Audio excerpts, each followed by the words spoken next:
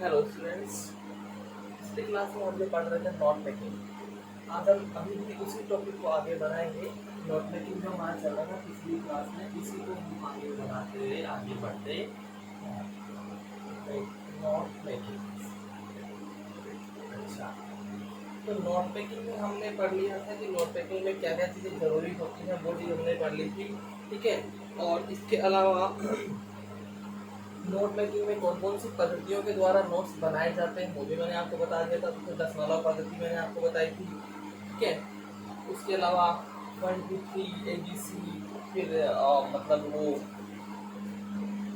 दो पद्धतियाँ बताई थी। एक तो मतलब ये रोमन वाली पद्धति थी, इसमें 1 2 3, फिर ABC, फिर 1 2 3। एक पद्धति तो ये वाली बताई थी। तो इसमें तो क्या है, यहाँ रोमन है, यहाँ पे ये वर्ड्स वाला है, और यहाँ पे ये अरेबियन है। तो ये रोमन वाला हो गया, ये अरेबियन वाला हो गया, ये और ये इंग्लिश वाला हो गया। दूसरा जो मैंने 10 पद्धति वाला बताया था उसमें क्या था, 1 2 3, ठीक है, 4 एक्सेट्रा।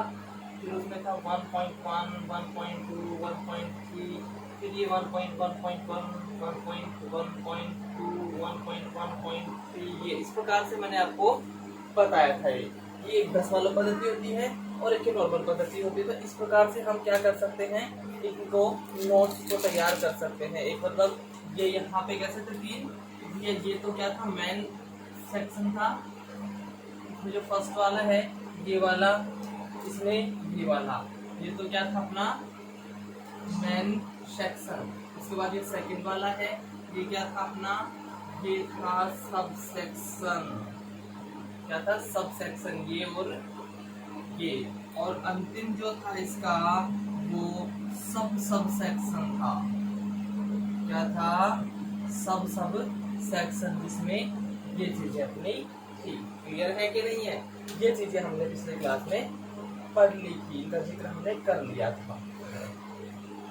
अभी आज हम जो इसके बारे में और अधिक पढ़ने वाले हैं वो है कि संक्षिप्त अभिव्यक्तियां मतलब एब्रिविएशंस और सिंबल्स का यूज क्यों किया जाता है और किस प्रकार से किया जाता है। ठीक है, वो चीज हम पढ़ने वाले हैं।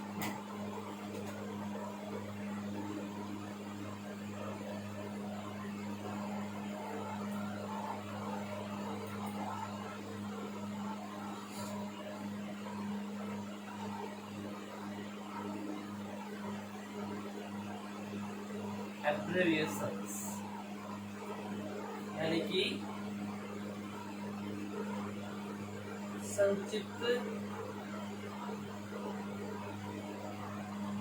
अभिव्यक्तियां, संक्षिप्त अभिव्यक्तियां तथा सिंबल्स।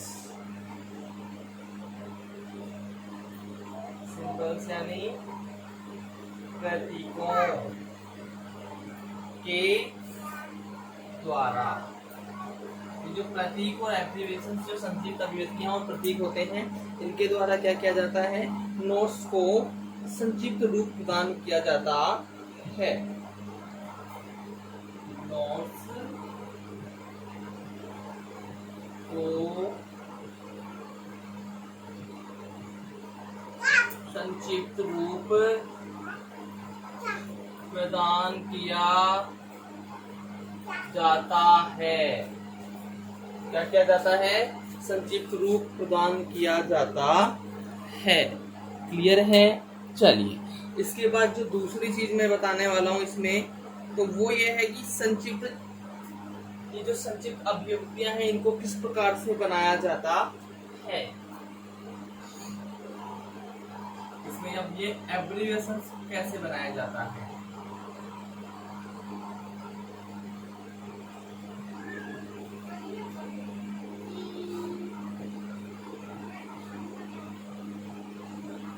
कैसे बनाया जाता है। तो ये अलग अलग टाइप से एब्रिविएशन हमारे तैयार किए जाते हैं। एब्रिविएशन बनाने के कई तरीके होते हैं। जैसे फर्स्ट थिंग मैं आपको बताऊं तो उसमें क्या होता है कि जो प्रारंभिक अक्षर हैं, ठीक है। फर्स्ट लेटर्स या starting letters, first thing starting letters, यानी कि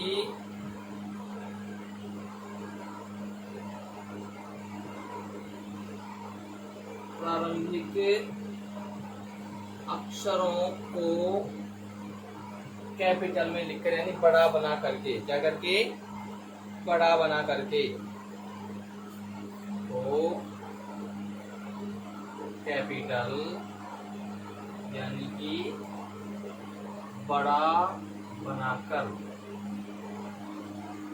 तो पहले मैंने क्या बताई कि एब्रिविएशन बनाते हैं, स्टार्टिंग लेटर्स जो होते हैं ना, प्रारंभिक अक्षर, उनको कैपिटल लेटर्स में लिख करके हम एक एब्रिविएशन तैयार करते हैं। जैसे WHO, जैसे मैं क्या लिखूं यहाँ पे, WHO, सॉरी इनको कैपिटल लेना है, WHO, ये क्या हो गया, वर्ल्ड हेल्थ ऑर्गेनाइजेशन, क्या हो गया ये, वर्ल्ड हेल्थ ऑर्गेनाइजेशन। यानी कि जैसे W है, इसको W को बड़ा ले लेंगे, H को बड़ा ले लेंगे, O को बड़ा ले लेंगे, वर्ल्ड हेल्थ ऑर्गेनाइजेशन। अभी इतना बड़ा है तो हम इसको कैसे लिख सकते हैं, WHO लिख सकते हैं। नोट्स में क्या लिख सकते हैं, WHO लिख सकते हैं। जैसे UNO हो गया, UNO, यूनाइटेड नेशंस ऑर्गेनाइजेशन, क्या है ये, यूनाइटेड नेशंस ऑर्गेनाइजेशन। तो यूनाइटेड नेशंस ऑर्गेनाइजेशन, ठीक है, इतना बड़ा है ये भी, यूनाइटेड नेशंस ऑर्गेनाइजेशन को अपन ऐसे UNO सिंपल कैसे लिख सकते हैं, UNO, बड़ा ही स्मॉल हो जाता है, बड़ा ये छोटा हो जाता है, इस प्रकार से भी हम इसको लिख सकते हैं। क्लियर है कि नहीं है। इसके बाद AIR मतलब all India radio, all India radio, इस प्रकार से भी हम लिख सकते हैं, ठीक है। इसके अलावा VIP यानी कि very important person, very important person, clear है कि नहीं है। या जैसे होता है VVIP यानी कि और भी ज्यादा important, very very important, very very important person. तो यानी एक तरीका तो ये हो गया कि भैया हम इनके फर्स्ट लेटर को कैपिटल लिखते हैं ना, तो ऐसे भी कर सकते हैं और इनको इस प्रकार से हम शॉर्ट में ले जा सकते हैं, WHO, UNO, AIR, VIP, VVIP। ये एक इनको स्टार्टिंग अक्षर को हमने क्या करके कैपिटल करके बना दिया, तो इस प्रकार से हम इनको एब्रेविएट कर सकते हैं, यानी इनको संक्षिप्त रूपों में लिख सकते हैं। क्लियर है कि नहीं। जैसे ये बड़े हैं, इनको इस प्रकार से संक्षिप्त अक्षर इनका बना सकते हैं।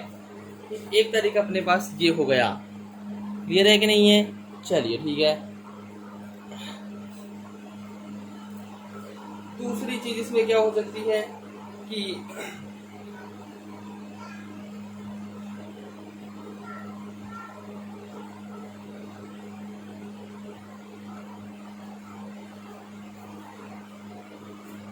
पहली चीज हो गई, इसको मैं रब कर देता हूँ।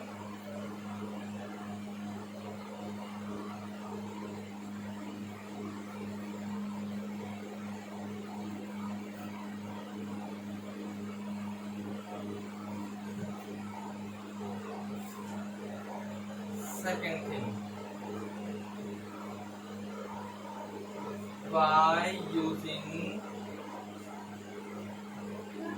some starting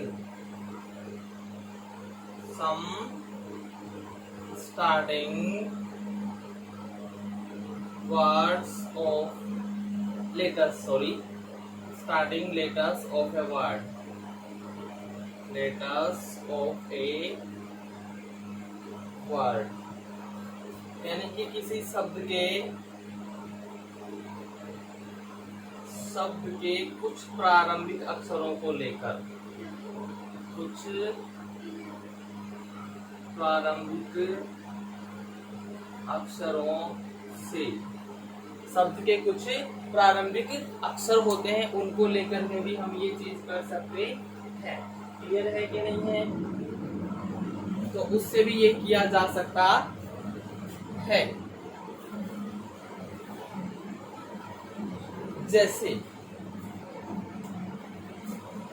सपोज करो मैं यहाँ पे लिखूं इन्फो, INFO, इन्फो, तो भैया ये इन्फो किसके लिए यूज हो रहा है? ये यूज हो रहा है इंफॉर्मेशन, किसके लिए यूज हो रहा है? इंफॉर्मेशन के लिए।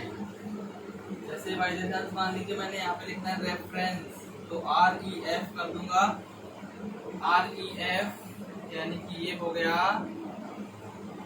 रेफरेंस, REF ये क्या हो गया? ये हो गया अपना रेफरेंस, ठीक है।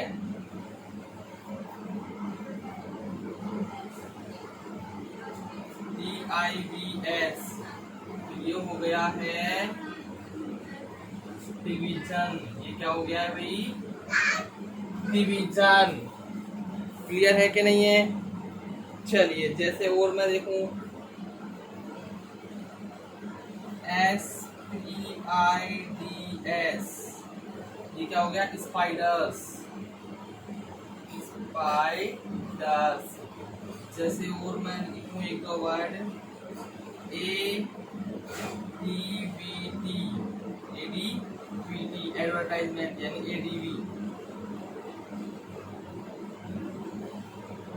एडवर्टाइजमेंट।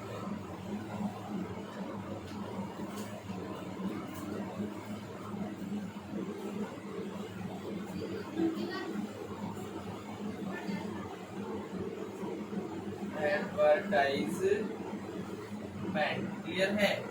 तो इस प्रकार से हम क्या कर सकते हैं? इनकी शॉर्ट फॉर्म्स बना सकते हैं। क्या कर सकते हैं? इनकी शॉर्ट फॉर्म्स हम तैयार कर सकते हैं। इससे क्या होगा कि हमें नोट्स बनाने में बड़ी आसानी होती है, बड़े आराम से हम नोट्स तैयार कर सकते हैं। हमें किसी भी प्रकार की इसमें समस्या का सामना नहीं करना पड़ता है, आराम से हमारे नोट्स तैयार हो जाते हैं। लेकिन जरूरी है कि हमें ज्ञान होना चाहिए कि ये कौन से अक्षर को शॉर्ट करके हम कैसे लिखें। अगर यही हमको ध्यान और ज्ञान नहीं होगा तो फिर तो हम शॉर्ट बना ही नहीं सकते, ठीक है। ये हो गया। जैसे एक होता है स्क्वायर, SQARE, मैं यहाँ पे लिखूं SQ, तो ये हो गया स्क्वायर, ठीक है। मैं यहाँ पे लिखूं FT यानी कि फीट। तो इस प्रकार से ये कुछ वर्ड्स होते हैं। एक तो पहले तो कैसे बना सकते हैं कि स्टार्टिंग लेटर्स को कैपिटल लेकर के, स्टार्टिंग लेटर्स को कैपिटल लेकर के हम उसका वो बना सकते हैं, क्या? एब्रेविएशन।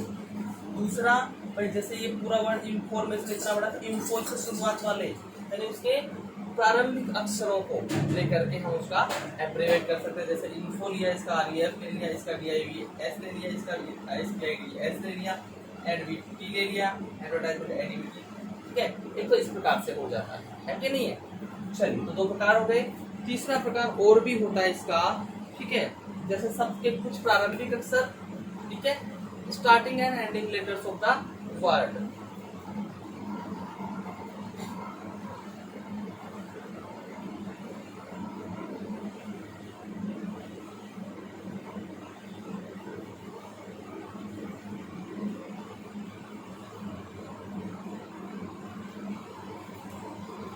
By using starting and ending, starting and ending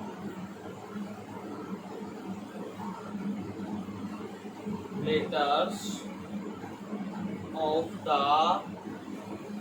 word, यानी कि शब्द के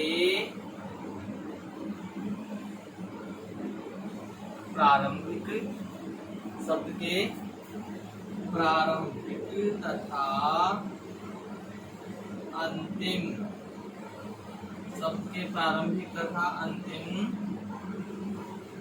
शब्दों से या शब्दों को लेकर भी बनाया जा सकता है। यानी जैसे हमने फर्स्ट वाले में कैपिटल लेटर लिए, सेकंड वाले में हमने प्रारंभिक लेटर्स लिए, और थर्ड वाले में ये बता रहे हैं कि कुछ प्रारंभिक लेने हैं, कुछ एंडिंग लेने हैं। इस प्रकार से भी हम बना सकते हैं। जैसे मैं लिख देता हूँ यहाँ पे TRADC, ये क्या है पता है भाई? ये है TRADING, ट्रेडिंग है। ये क्या है? ट्रेडिंग। तो ट्रेडिंग मैंने लिखना है तो TRADG मैं लिख सकता हूँ। जैसे मैं लिखूँ WOUT, ये क्या लिखा है भाई मैंने? WOUT, तो ये क्या हो जाएगा भाई मेरा? WOUT का मतलब हो गया है ये विदाउट। क्या हो गया है? विदाउट। अब जैसे मैं यहाँ लिखता हूँ CANT, यानी कि कैन नॉट। क्या हो गया ये? Can not. जैसे मैं लिखता हूँ WONT, ये क्या हो गया भाई? Will not. क्या हो गया ये? Will not. ठीक है कि नहीं है? तो इस प्रकार से मैं लिख सकता हूँ, है कि नहीं?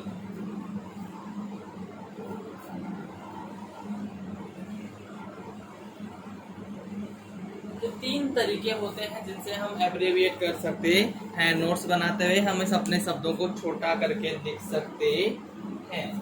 तो इन तीन शब्दों का हमको, इन तीन तरीकों से हम ये करेंगे, बड़ी इजीली ये हो जाता है। क्लियर है कि नहीं है? चलिए ठीक है। इसके बाद में ये तो थे बात एब्रेविएशंस की। किसकी बात चल रही थी? एब्रेविएशंस की। अब हम कुछ प्रतीकों का यूज कर सकते हैं, कुछ सिंबल्स का यूज भी कर सकते हैं। तो ये सिंबल्स कौन से होते हैं भाई? अब वो सिंबल्स मैं आपको बताने वाला हूँ। ठीक है,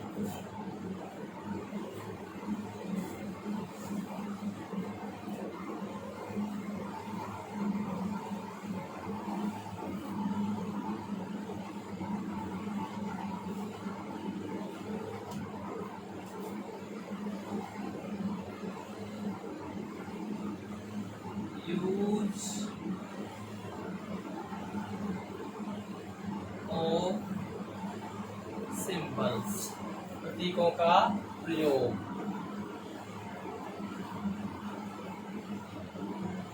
प्रतीकों का प्रयोग, ठीक है। तो प्रतीकों का हम प्रयोग कैसे करते हैं वो चीज हमको यहाँ पे देखनी है। ठीक है, जैसे भैया मैंने वहां पे लिखना है, ये लिख दिया मैंने, तो ये क्या है? ये प्लस है। ये क्या है भाई? ये प्लस है। मैंने ये लिख दिया, ये वाला स्थान साइन लिख दिया, तो ये क्या है? ग्रेटर देन, यानी किसी से बड़ा। बड़ा बताने के लिए ग्रेटर देन, किसी से बड़ा बताने, किसी का कंपेयर कर रहे हैं, उससे बड़ा बताना चाह रहे हैं, तो ये वाला सिंबल। प्लस के लिए ये वाला सिंबल, और मैंने सिंपल ये लाइन डाल दी।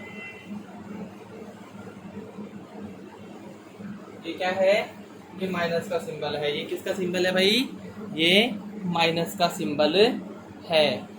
क्लियर है कि नहीं है? चलिए ठीक है।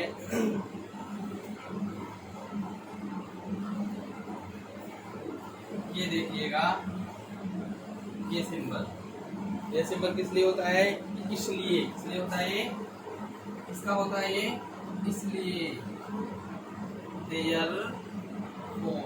देयरफॉर मीन्स इसलिए, और इसके जस्ट अपोजिट कर दूं मैं, इसको उल्टा पटक दूं ये, तो ये हो जाता है बिकॉज। क्या हो जाता है ये? बिकॉज। भाई ऐसा करेंगे, एक ऊपर दो नीचे, तो देयरफॉर दो ऊपर एक नीचे, तो बिकॉज हो जाता है। ठीक है कि नहीं है? मैं इधर कर दूं सीसी, सीसी यानी कार्बन कॉपी। क्या होता है ये? कॉपी करते हैं ना किसी चीज की, कॉपी। यहाँ पे ये वर्ड यूज हो सकता है। मैं क्या करूं, ये कर दिया भाई मैंने, देखना एक बार इधर, ये, तो ये क्या है? ये एंड है। ये क्या है भाई? एंड है। क्लियर है कि नहीं है? चलिए, इसके बाद जैसे ये था, मैं अगर इसको उल्टा कर दूं, मैं इसको उल्टा कर दूं तो ये क्या हो जाएगा? Less than. लेस देन यानी कि बड़ा दिखाने के लिए और छोटा दिखाने के लिए ये दो लाइन इक्वल टू, क्या है ये? इक्वल टू, बराबर को दिखाने के लिए। तो इस प्रकार से हम क्या कर सकते हैं? सिंबल्स का यूज कर सकते हैं, और इन सिंबल्स का यूज करके हम बहुत अच्छे से हमारे नोट्स तैयार कर सकते हैं, यानी चीजों को हम काफी हद तक छोटा कर सकते हैं। लेकिन हमें पता होना चाहिए कि कौन सी चीज के लिए कौन सा सिंबल यूज होगा। उसके लिए हमें जैसे ये याद कर सकते हैं, और भी कई सिंबल्स होते हैं, वो हम जैसे पढ़ेंगे वैसे हम उसमें देख सकते हैं और हमें उनको याद भी कर लेना है। क्लियर है स्टूडेंट्स? चलिए, अब ये नोट मेकिंग है। नोट मेकिंग में ही एक चीज और पूछी जाती है आपसे, और वो नोट मेकिंग में दूसरी चीज पूछी जाती है, क्या होती है? समरी। तो ये नोट मेकिंग का हो जाता है, इसके साथ ही दूसरा क्वेश्चन और होता है उसमें, वो क्या होता है? समरी। समरी अथवा एब्स्ट्रैक्शन जिसे कहते हैं हम। ठीक है कि नहीं है?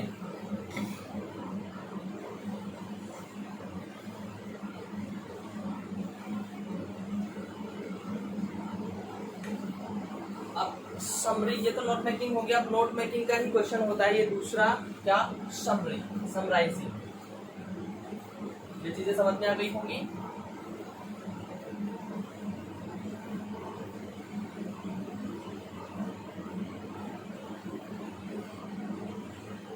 तो इस प्रकार से तो हम बनाते हैं भैया नोट्स। नोट्स में ही दूसरा क्वेश्चन होता है समराइजिंग, यानी कि भैया कोई भी हमारे पास पैराग्राफ दिया जाएगा, अब उस पैराग्राफ की समरी किस प्रकार से तैयार करें, उस चीज के बारे में इसमें हम स्टडी करने वाले हैं।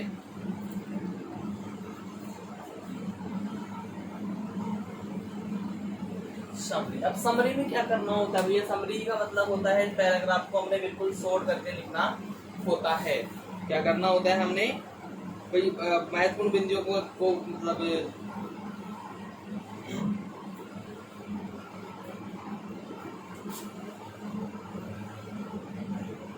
किसी पैसे से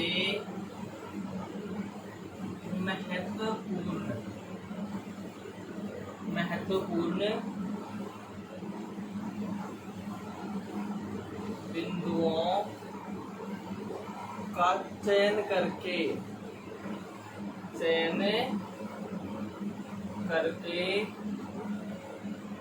लिख देना ही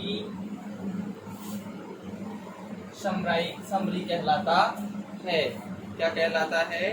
summary.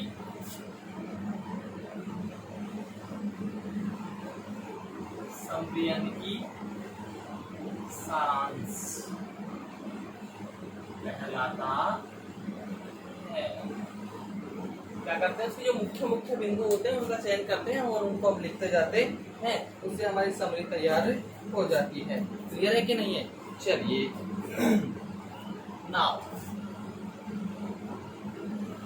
How to write summary. How to write summary. अभी जो समरी है कैसे लिखें, सारांश कैसे लिखें, ये हमारे सामने बड़ा क्वेश्चन होता है। सारांश कैसे लिखें? तो तो सबसे जरूरी चीज जो होती है समरी लिखते वक्त, सबसे जरूरी चीज होती है कि पहले हम पूरे पैराग्राफ को पढ़ें, पहले पूरे पैराग्राफ को पढ़ें, जिससे हम पता चल सके कि भैया इनमें कौन कौन सी चीजों का जिक्र किया जा रहा है और क्या क्या इसमें पूछा जा रहा है। तो अब करना क्या होता है भैया, इसमें सबसे पहला पॉइंट बनता है underline, underline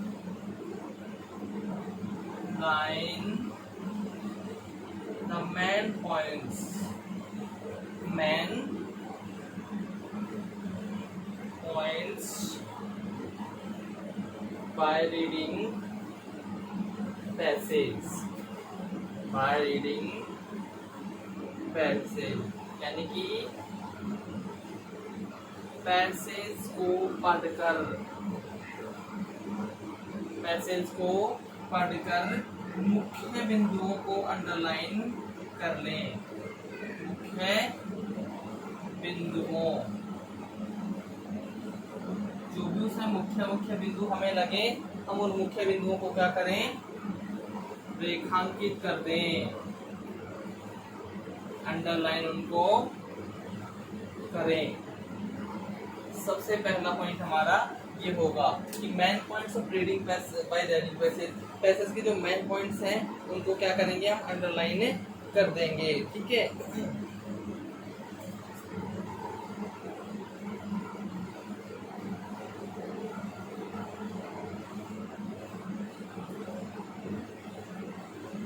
understand the main thing, भाई किसी भी हर पैराग्राफ की, ठीक है, के मुख्य वाक्य को देखें, understand the main sentence of the paragraph, main sentence of every paragraph,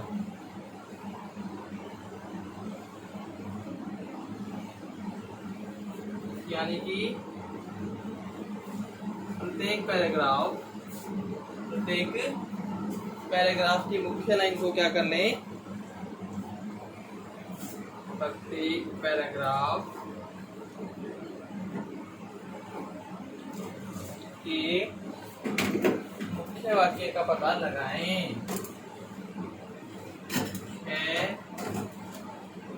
वाक्य का पता लगाएं या उसको समझें, वो हम उसके बाद देखते हैं। दूसरी चीज है, ठीक है, third thing,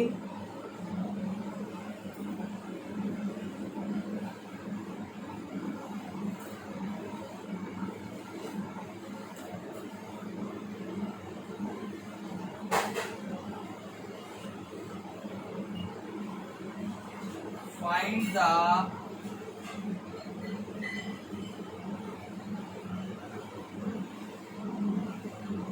general and hidden points, hidden points of passage, यानी कि पैसेज के सामान्य और निहित, सामान्य और निहित विचारों को ढूंढें।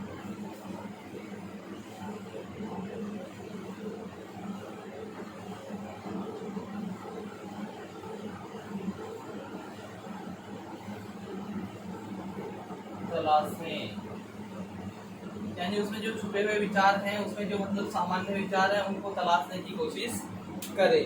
ये हमारा तीसरा पॉइंट कहता है। ठीक है,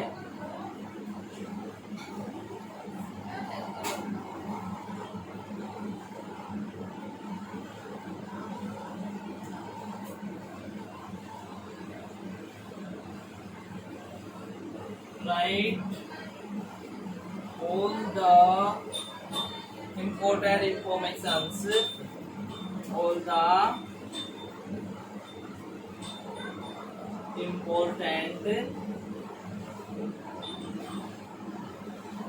informations, जितने भी जो मतलब जितने भी समस्त हमारे पास जो महत्वपूर्ण सूचनाएं थी उनको किसमें लिखें, संक्षिप्त टिप्पणियों में लिखें। In short comments,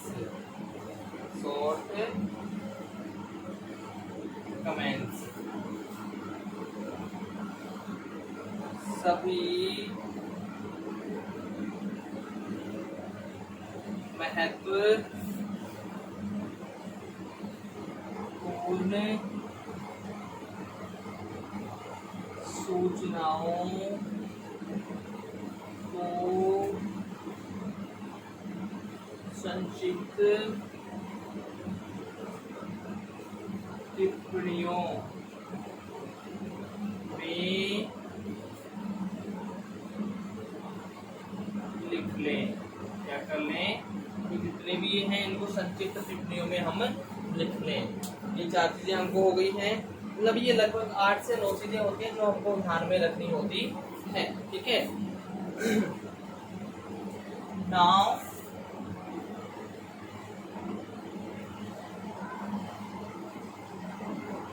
write these comments,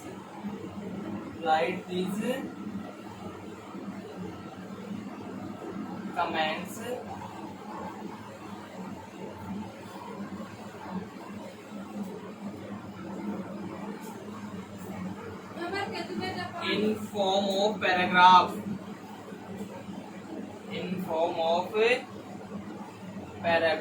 इन टिप्पणियों को पैराग्राफ के रूप में लिख लें। इन टिप्पणियों को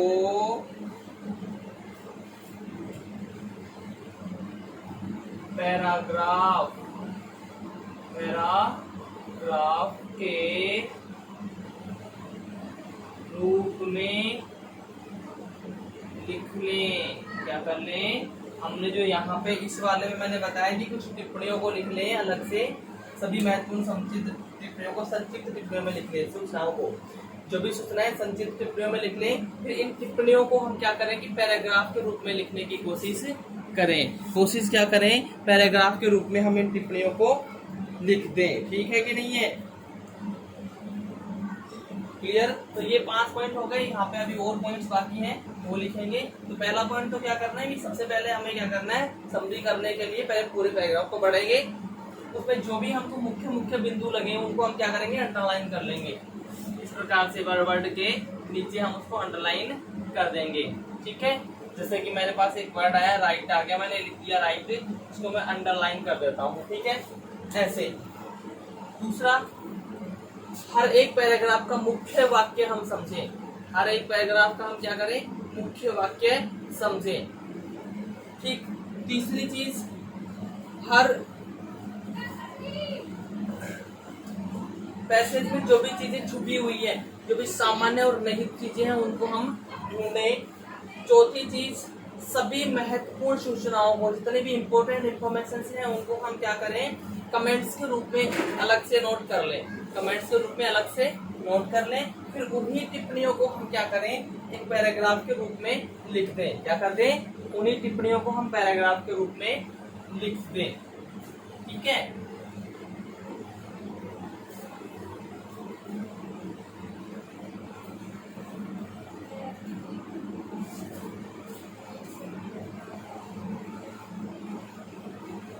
तो ये हो गए हैं हमारे पॉइंट नंबर 5 तक हो गए हैं। ठीक है कि नहीं है? अभी पॉइंट नंबर 5 हो गया है। पॉइंट नंबर 6 हमको लेना है।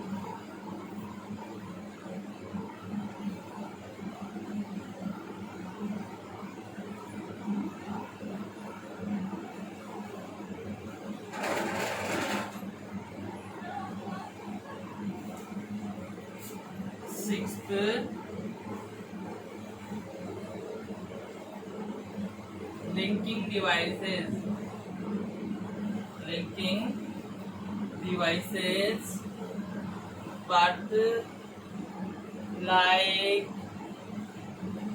therefore, जैसे but हो गया, जैसे like हो गया, therefore हो गया। ठीक है। and हो गया, should be used,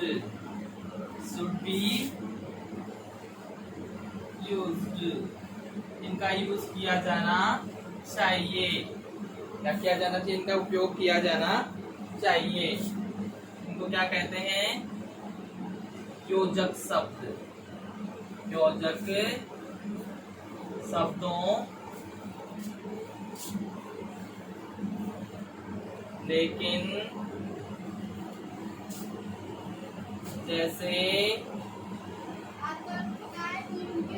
इसलिए और का यूज किया जाना चाहिए, का उपयोग किया जाना चाहिए।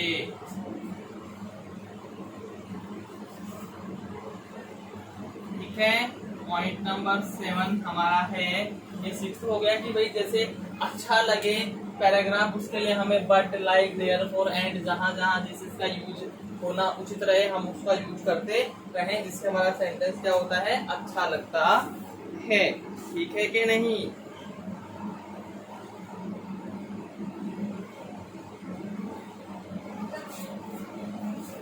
Use one word substitution. One word substitution in place of lengthy expression। lengthy expressions, अगर कहीं आपके पास lengthy expressions आ रहे हैं तो उनके स्थान पर हम एक शब्द का ही प्रयोग करें।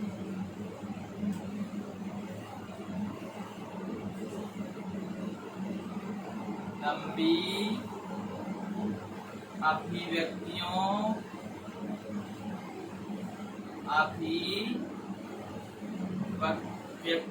के स्थान पर एक शब्द का उपयोग करें।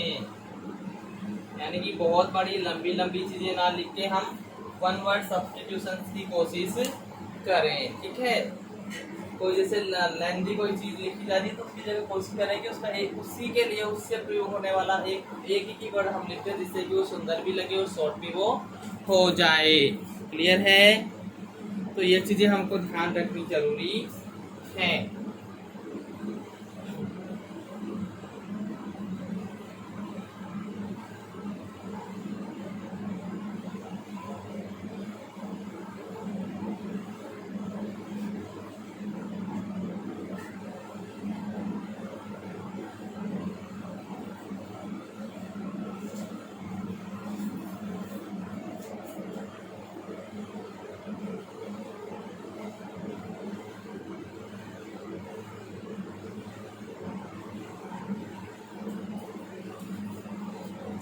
The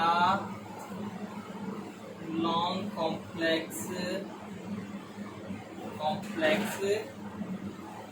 and compound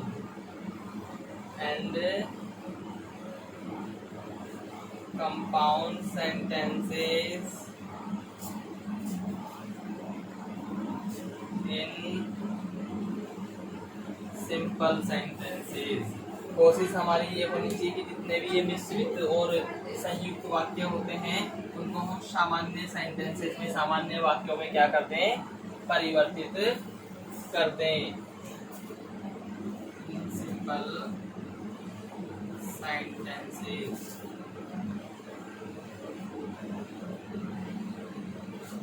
लंबे, जटिल और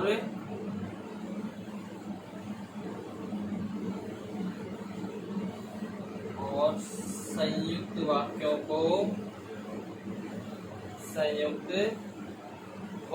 को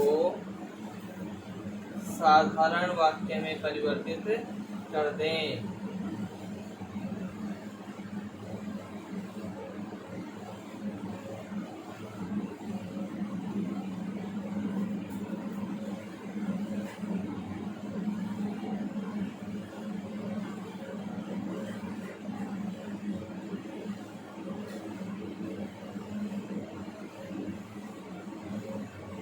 ठीक है। कि जितने भी लॉन्ग कॉम्प्लेक्स और कंपाउंड सेंटेंसेस हैं उन सबको हम किसमें चेंज करें, सिंपल सेंटेंसेस में चेंज करते हैं। ठीक है,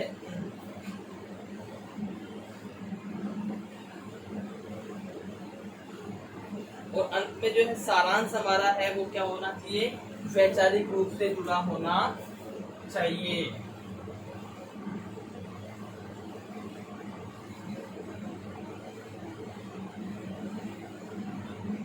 should be linked in form of opinions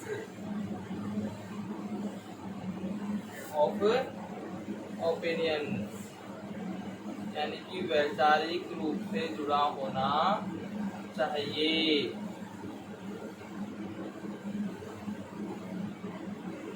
जुड़ा होना चाहिए। ठीक है, तो ये 9 बातें जो मैंने आपको भी बताई है वो सारी हमको ध्यान रखनी पड़ेंगी। क्या करते वक्त हमें जब समरी लिखनी है, सारांश हम किसी चीज का लिख रहे हैं तो सारांश लिखते समय हम ये सारी चीजें दिमाग में रखकर चलना पड़ेगा। क्लियर है स्टूडेंट्स?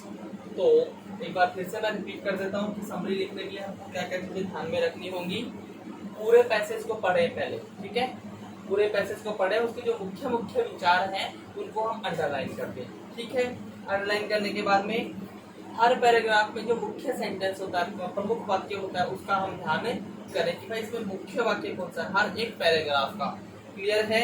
ठीक है, फिर उसमें जो निहित विचार है, उसमें जो छुपे हुए और सामान्य विचार है उनको हम ढूंढें। ठीक है, उनको ढूंढने के बाद में जो भी उसमें हमने ढूंढा उसकी जो संपूर्ण सूचनाएं हैं, उनकी जो समस्त सूचनाएं हैं, इंफॉर्मेशन है, उनको हम शॉर्ट फॉर्म में एक टिप्पणियों के रूप में, कमेंट्स के रूप में हम उनको अलग से रख लें।